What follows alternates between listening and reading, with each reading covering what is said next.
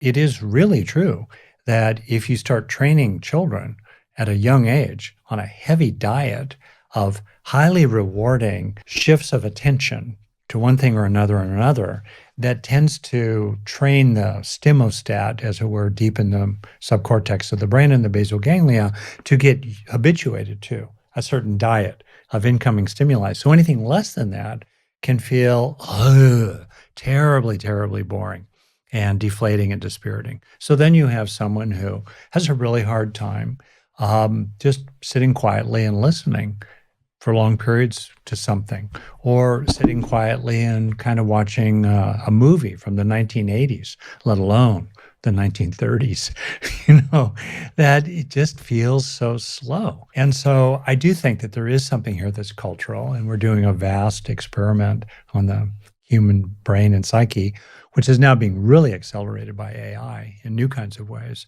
And yeah, and then what do we do about it? Well, I do think that attention is highly trainable.